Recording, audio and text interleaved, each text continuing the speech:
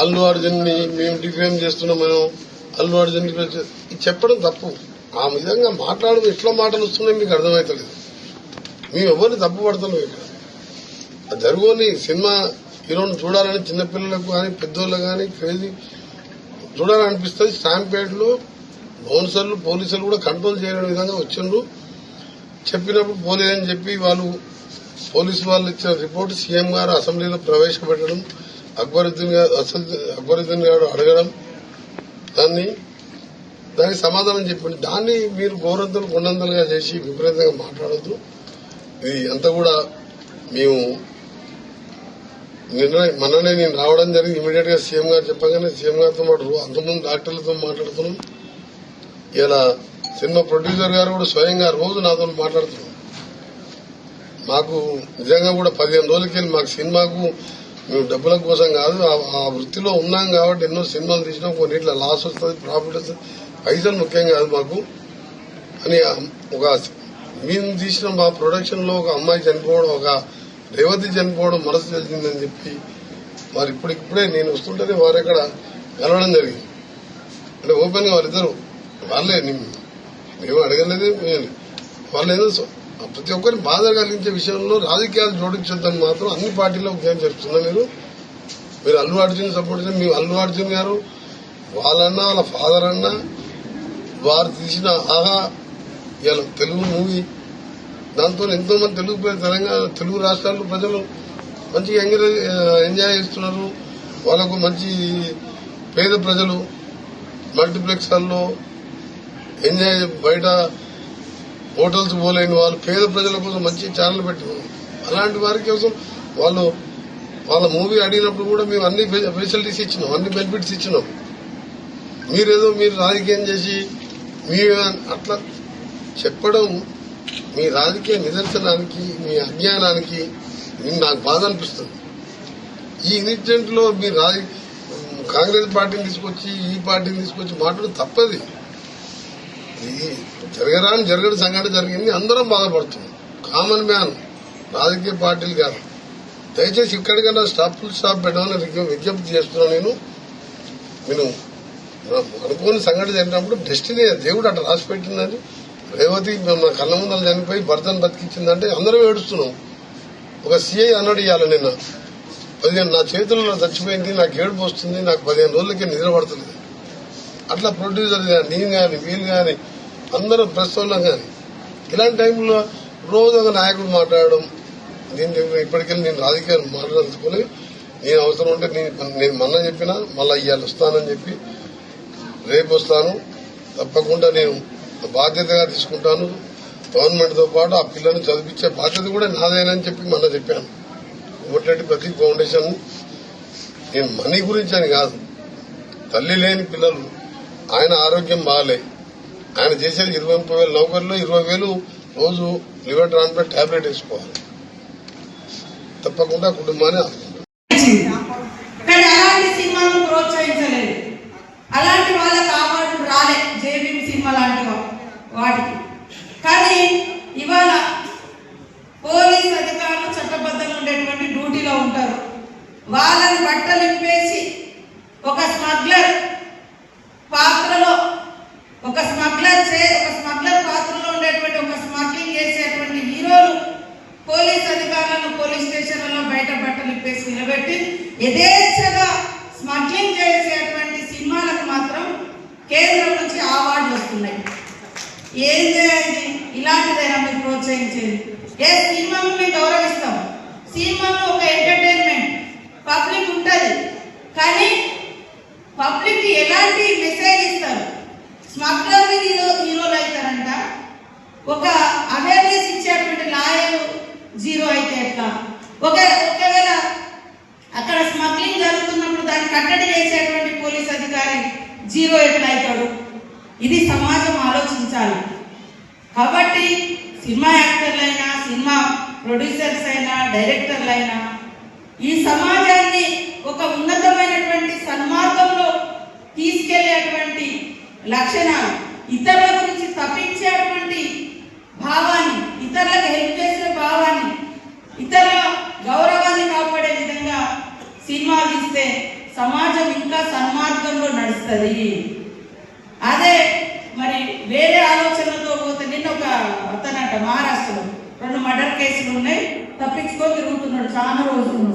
ఎక్కడ దొరికిందంటే మరి ఈ సినిమా హాల్ పుష్ప 2 సినిమా చూసుకుంటూ దొరికింది. అంటే వాళ్ళకు అది ఏ రకమైన ఇంకా నేరాలు పెరగడానికి కూడా ఒక మెసేజ్ పోయేటువంటి అవకాశాలు ఉంటాయి. మేము తప్పు పడతలేము, కానీ చట్టబద్ధంగా ఉండేటువంటి అధికార వ్యవస్థను, రాజ్యాంగం ఇచ్చినటువంటి అధికారిక వ్యవస్థను గౌరవించాలి.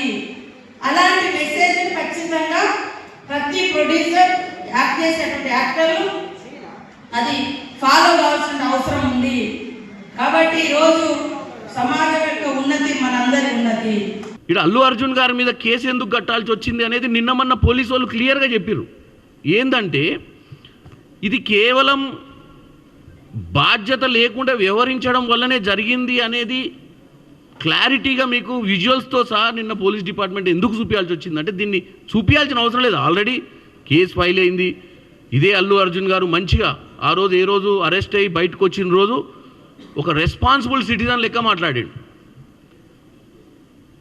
జైలు నుంచి విడుదలైనప్పుడు ఏమన్నాడు, నేను మాట్లాడా మర్యాదగా ఉండదు, ఎందుకంటే నేను చట్టాన్ని గౌరవిస్తున్నా, చట్టం తీసుకున్న నిర్ణయంలో నన్ను అరెస్ట్ చేసిర్రు, నేను దీని గురించి తప్పుగా మాట్లాడొద్దని చెప్పి పోయిన వ్యక్తి ఇలా రేవంత్ రెడ్డి గారు అసెంబ్లీలో మళ్ళీ ఆ సమస్య రేవంత్ రెడ్డి గారు అన్ని విషయాలు మాట్లాడుతూ అటు ఎంఐఎం అడిగిన ప్రశ్నకు జవాబిస్తూ వాస్తవాలు తెలంగాణ ప్రజలకు చెప్పే ప్రయత్నం చేసిండు.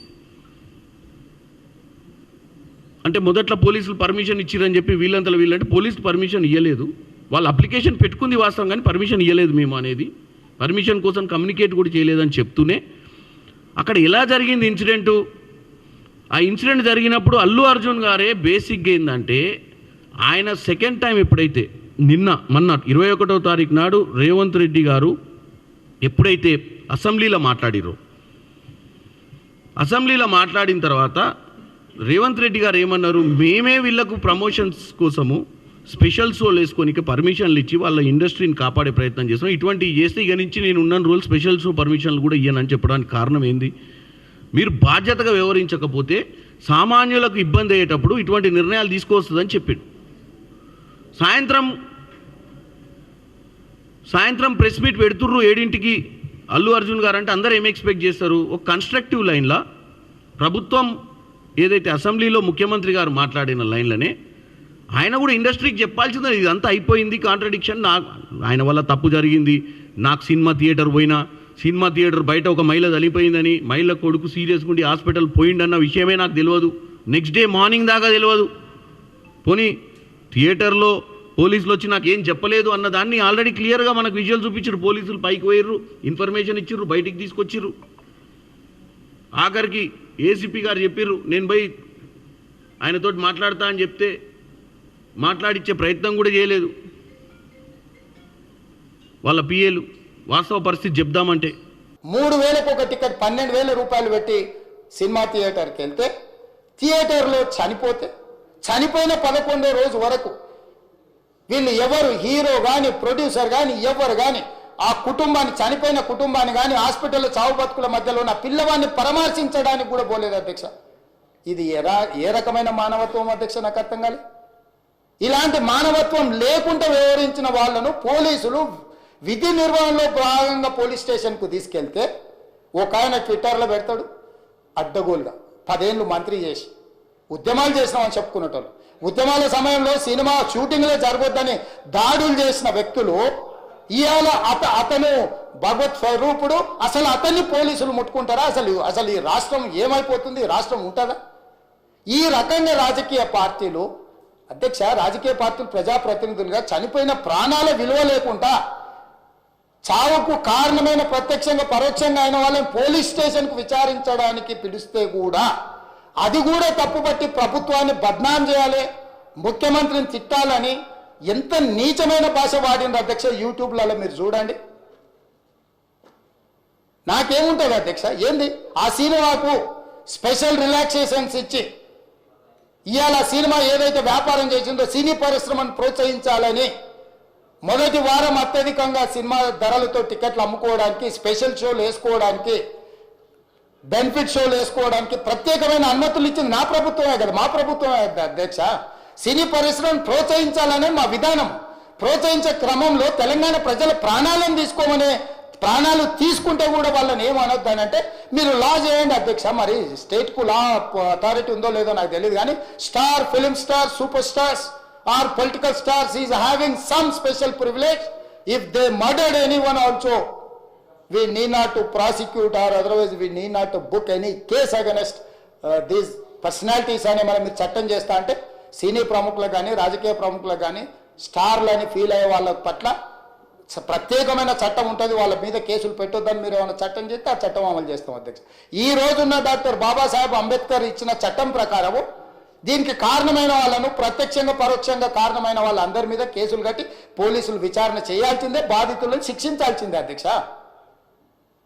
సో ఈ రోజు ఆ కుటుంబాన్ని ఆదుకోవడానికి ఈ రోజు కూడా ఆర్థికపరమైన విషయాల్లో కానీ దీంట్లో కానీ వాళ్ళు ఎవరు పెద్దగా ఆసక్తి, కనీసం సినిమా వాళ్ళు ఒక్కరోజు అతను పొయ్యి వస్తే సినీ ప్రముఖులందరూ అతని ఇంటికి వెళ్ళి అతనికి మొత్తం ఏదో కాళ్ళు చేతులు యాక్సిడెంట్లో పోయినట్టు కన్నీళ్లు గారుస్తారు.